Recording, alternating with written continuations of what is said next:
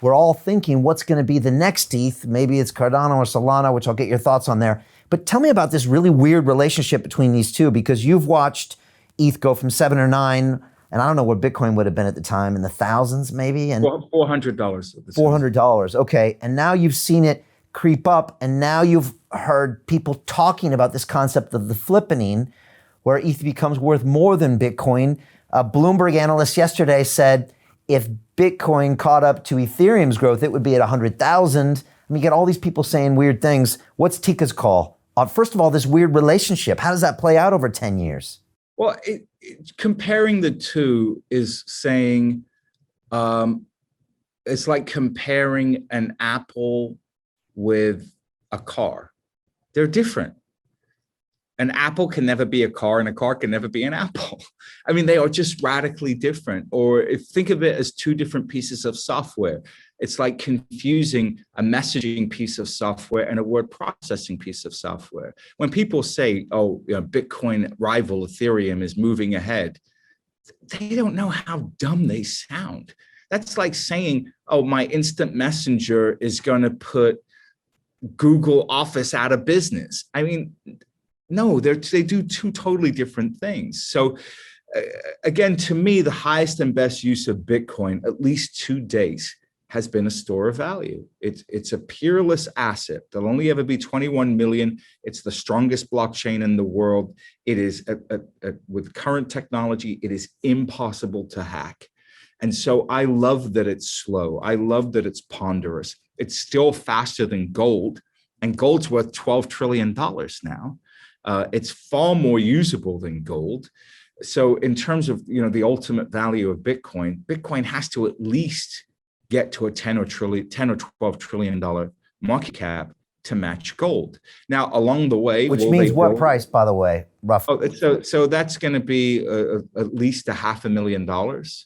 Okay. So yeah, $500,000 gets you to about a $10 trillion market cap, and that's my target for Bitcoin. My 5-year target for Bitcoin is $500,000.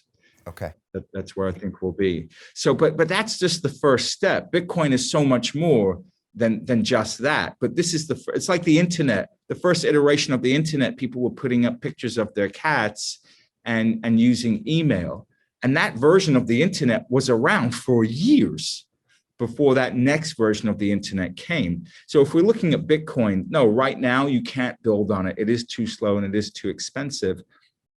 But in the future, there will be second layer solutions. So meaning solutions that will allow you to build on Bitcoin, that will allow you to operate at speed and with a much lower cost. But we're not here yet. My point is, even if that never happens, there's still a fortune to be made in Bitcoin.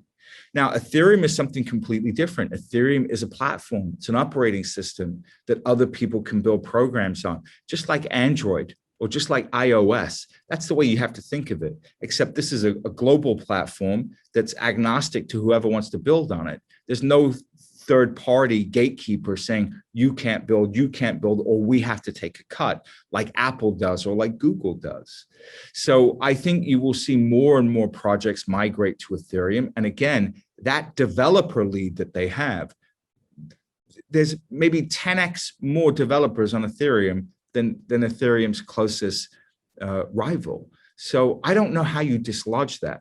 People tried to do that for 30 years to dislodge Microsoft, but they couldn't. They had millions of developers, and those developers didn't want to develop on anything else. They wanted to develop on Microsoft, on MS-DOS.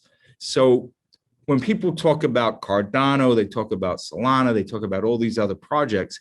We own some of them as trades, and they've done incredibly well for us. But will they dislodge Ethereum? Yeah, it's doubtful. It's really, really doubtful. Because it's just so ingrained in the ecosystem. So much work has been done around it that it's hard to knock it.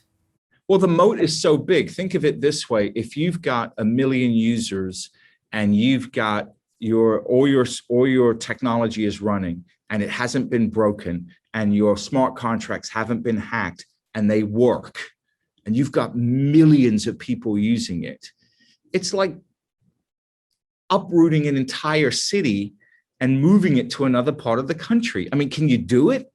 yeah, you can do it, but the opportunity cost and the risk, the enterprise risk, it's just off the charts. So the longer projects stay on Ethereum and the bigger they get, the stickier Ethereum becomes. And it becomes like this black hole that just sucks in resources. And it might not be the best solution. It might not be the fastest. It might not be the cheapest, but mass attracts more mass. Understand that. And understand that it's not the technologically best solution that wins, the technologically best solution that makes you the most money over the long term. It's not. Right. It's the one that has the most amount of devs on it and the most amount of users.